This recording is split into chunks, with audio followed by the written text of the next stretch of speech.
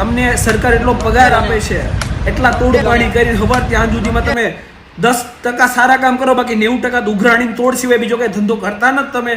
તો આ તોડમાંથી તમારું પેટ ભરાતું નથી, તો તમારા 500 ના મફતના ફિરકા લેવા પડે છે.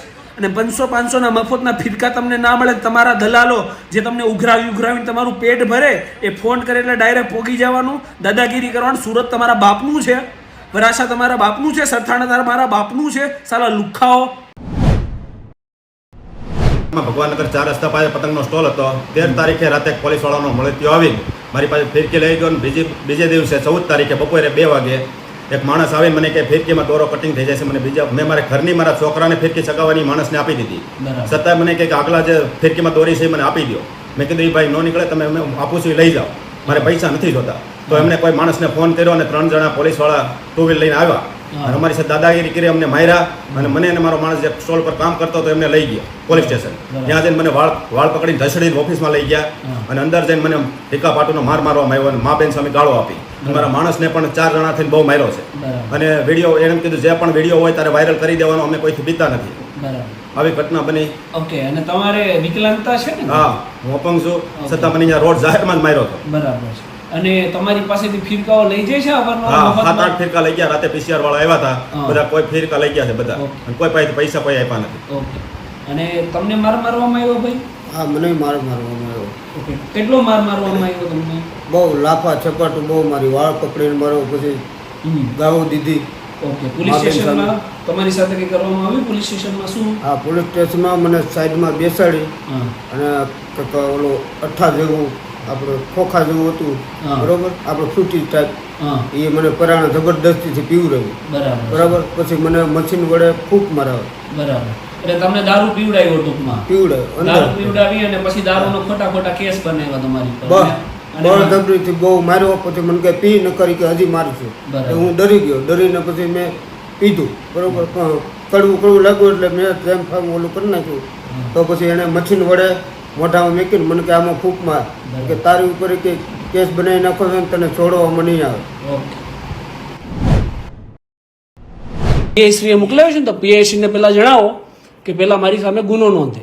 બરાબર. તો ગુનો નોંધાઈને પછી તપાસના કામે મારી ઉપર 41 એનું તમે સમન્સ ઇસ્યુ કરજો. એટલે નોટિસ ઓફ અપીયરન્સ તમે મને 41 એ મુજબ આપશો ને, તો પછી હું તમારી પોલીસ સ્ટેશનમાં આવીશ, મારું જે નિવેદન આપવાનું હશે ને એની માટે. આ બધા છે ને આ તુછલા વેડા કહેવાય, અરજીના કામે નિવેદન લખાવ. હો, લઈ લો, ચાલો. બરાબર.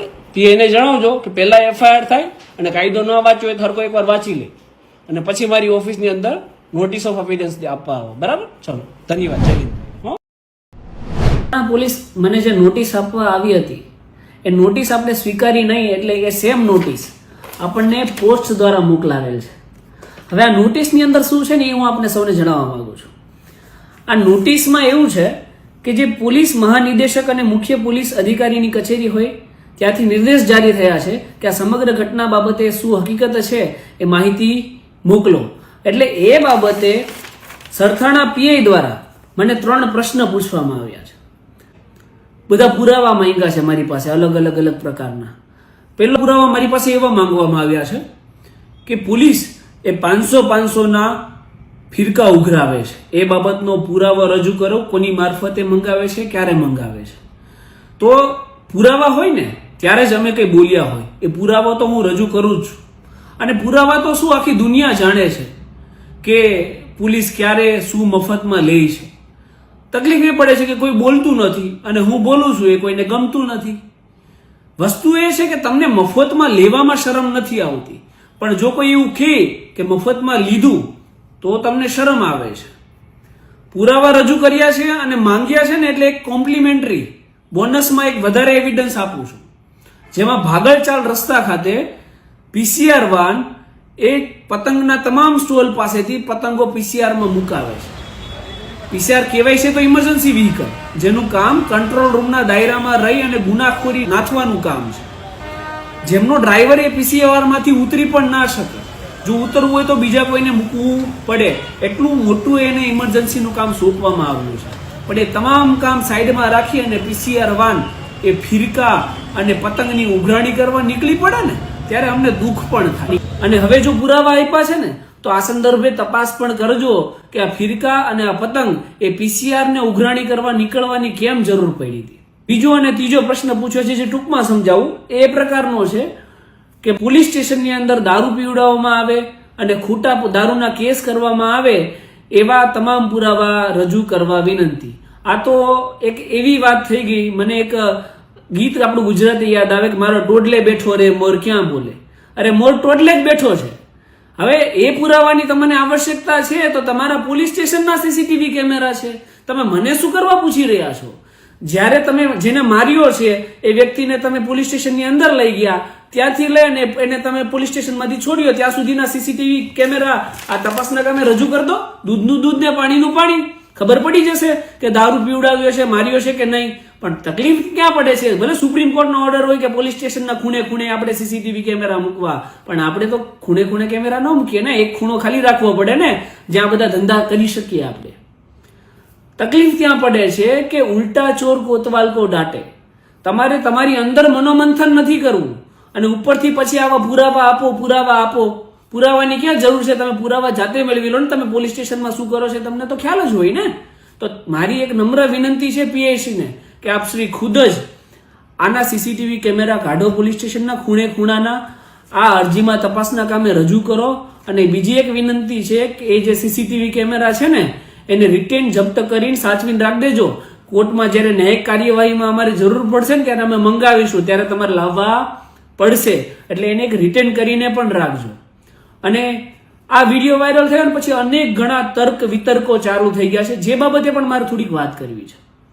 કે એક એવા મેસેજ ચાલુ થઈ ગયા કે ભાઈ જે મંદબુદ્ધિ કહેવાય કે શું કહેવાય, મારી પાસે શબ્દો નથી, કે ભાઈ મેહુલ બોગરા છે એ પોલીસને લુખાઓ કહે છે, આમ કહે છે, તેમ કહે છે. અરે ભાઈ વિડીયો તમે હજી 10 વાર જોઈ લો. હું સ્પેસિફિકલી એવું બોલું છું કે સરથાણા પોલીસ સ્ટેશનના 3-4 લુખાઓ આવે છે અને એ શું કરવા બોલું છું એના ઉપર તમે ગૌર કરો છો? નહીં, ખાલી વાતો જ કરો છો. જ્યારે કોઈ પણ પોલીસ કર્મચારી જેને રક્ષક તરીકેની એક ડ્યુટી મળી છે, જેને પૂરા ડિસિપ્લિન એના ટ્રેનિંગ દરમિયાન શીખ્યા છે, અને એ પોલીસ કર્મચારી એમનો મિત્ર ફોન કરે એટલે રસ્તા ઉપર યુનિફોર્મ વગર આવી જાય અને જાહેર જનતા સાથે એક છીછોરો, એક ટપરી, એક છપરી જેમ રોડ ઉપર મારામારી કરતો એમ મારામારી કરવા લાગે ને ત્યારે એને લુખ્ખા જ કહેવાય. એને પોલીસ કર્મચારી ના કહી શકાય. નાનપણથી એક પોલીસની છબી અમારા મનની અંદર રક્ષક તરીકેની છે. એ છબી આવા અમુક પોલીસ કર્મચારીઓ એ કલંકિત કરી રહ્યા હોય ને ત્યારે એ બોલવું પડે. બાકી ઘણા પોલીસ કર્મચારીઓ છે જે ઈમાનદાર છે અને આ બધી માહિતી અમને કોણ આપે છે, ક્યાં શું થાય છે, ક્યાં હપ્તા લેવાય છે. એ તમામ ઈમાનદાર પોલીસ કર્મચારીઓ છે જે ડિસિપ્લિનના દાયરામાં રહી છે, લોકોની સુરક્ષા કરે છે અને બેઈમાનીની માહિતી અમને અમારા સુધી પહોંચાડે છે. તો એ તમામ પોલીસ કર્મચારીઓને સેલ્યુટ છે.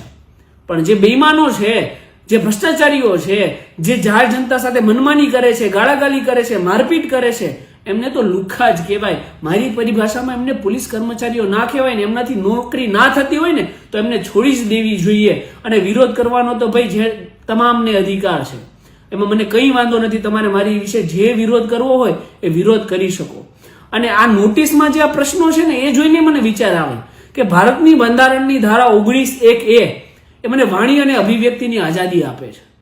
જ્યાં સાચું છે અને સાચું અને ખોટું છે અને હું ખોટું કહી શકું એની માટે આઝાદી બંધારણે મને આપેલી છે. તો મારી આ આઝાદીને છીનવવા વાળા તમે કોણ છો? તમે કઈ રીતે મને એવું કહી શકો કે તમે આમ કેમ બોલ્યા અને તમે તેમ કેમ બોલ્યા? જે વ્યક્તિ ખોટું કરે છે, જાહેર જનતા ઉપર દમન કરે છે, એના વિશે બોલવું એ કઈ ગુનો છે? એ ક્યારેય ગુનો ના બને. એ મારી વાણી અને અભિવ્યક્તિની સ્વતંત્રતા છે જે હું વાપરું છું અને વાપરીશ. જાહેર જનતા ઉપર જ્યારે પણ દમન થશે ને ત્યારે એનો અવાજ મેહુલ બોગરા બનશે અને એનો અવાજ જે મંજિલ સુધી પહોંચાડવાનો છે ને એ આ સોશિયલ મીડિયા દ્વારા પહોંચાડશે અને એમાં એક્શન પણ લેવાશે અને એમાં ન્યાયિક કાર્યવાહી પણ કરાવીશું.